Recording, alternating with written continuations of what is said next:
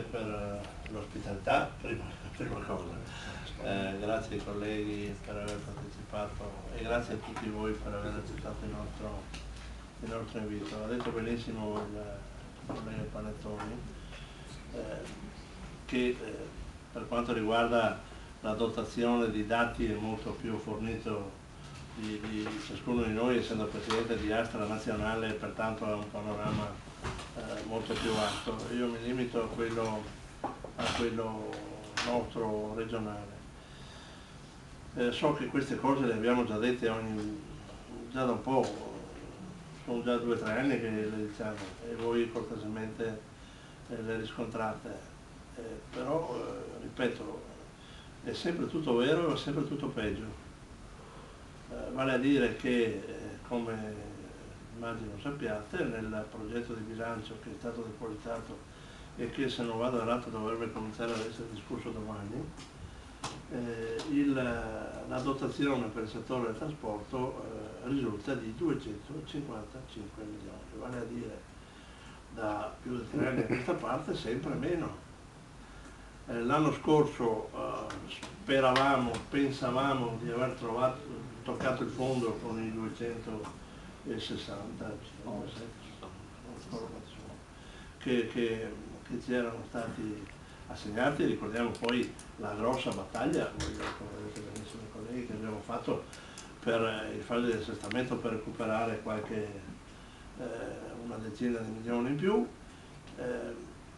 Pensavamo di aver toccato il fondo, evidentemente non è così, nel senso che speravamo di aver spiegato e rappresentato a tutti che la nostra possibilità di sforzo, di razionalizzazione, di sacrificio era arrivata al massimo, e invece questo così non è. Evidentemente qualcuno non ha capito, o comunque pensano che noi non si dicano dati veri. Ci troviamo poi, oltre a darlo la beffa, che in molti casi siamo obbligati, le aziende nostre sono obbligate a fornire i servizi minimi a dei costi che non riusciamo a sostenere. Noi purtroppo, essendo affidatari di servizio pubblico, non possiamo permetterci di non effettuare per legge non so, è evidente che la spirale va a finire con rossi pesanti nei bilanci e prima o dopo non so cos'altro, la consegna dei libri in tribunale, non so spiegare. Aggiunto a questo va un altro provvedimento ultra dannoso che la Giunta ha preso poco tempo fa, che riguarda una delibera con la quale, come ricordava Panettoni, non vengono più erogati in 12esimi i fondi che ci spettano. Cosa vuol dire? Vuol dire che noi dobbiamo, non avendo risorse a disposizione, approvvigionarci presso gli istituti di credito, cosa che sta diventando sempre più difficile, perché uno potrebbe anche dire, vabbè, tra un nuovo in banca si può andare quando si vuole, le porte sono aperte negli orari d'ufficio, ma le banche cominciano a dire no grazie, non importa, non li ho, non siete affidabili.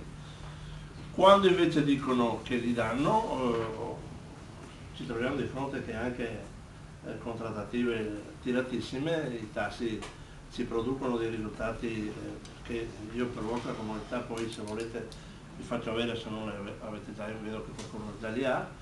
Significano oneri meramente finanziari, interessi passivi che pagano le aziende in 6 mesi, perché il conto va fatto almeno semestrale, perché non si prevede novità prima di giugno. Si prevede 1.118.438 euro che vanno aggiunti ai rossi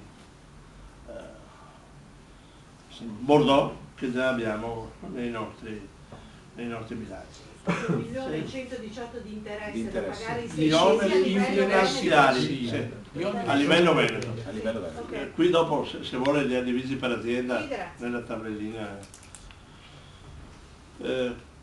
Credo di aver detto tutto, perché non vi nascondo che comincio a provare una certa stanchezza, nel senso che mi pare di parlare al vento e mi pare di capire che non si tenga conto di un settore, secondo me, strategico per una qualsiasi comunità civile. In Veneto ancora di più, non si tenga conto del virtuosismo usato quotidianamente e praticato e messo in pratica dalle nostre aziende, che ricordo dopo Marcello vi darà uno excursus ben chiaro anche in un benchmark nazionale. Stanno facendo le fotocopie per vostra comodità. Siamo la regione in cui le aziende hanno la più alta percentuale di incidenza di ricavi sui costi e i corrispettivi più bassi, bravo Fabio. Per cui nelle condizioni migliori quando attiene al nostro comportamento, peggiori per quanto attiene dall'esterno, ci troviamo in queste condizioni.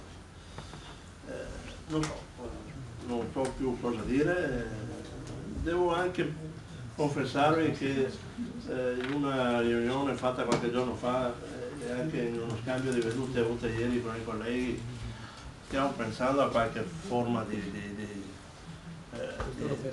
protesta che poi finirà per essere anche autodifesa, perché voglio dire dobbiamo trovare qualche meccanismo, perché non può andare all'infinito così, perché voi mi insegnate che essendo società di capitali il primo dovere di un amministratore di una società di capitali è quello di mirare il pareggio di bilancio, almeno.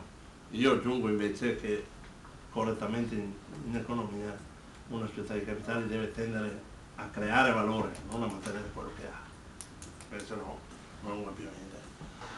Continuiamo poi col discorso che, come ben immaginate, ognuna delle nostre società ha il controllo dei revisori dei conti e un revisore dei conti, quando si trova di fronte a dei bilanci continuamente negativi negli anni, non può certo sottacere un giudizio negativo. E con questo va aggiunta la responsabilità degli amministratori, dei membri del collegio sindacale, eccetera. Direi che non ho altro da dire.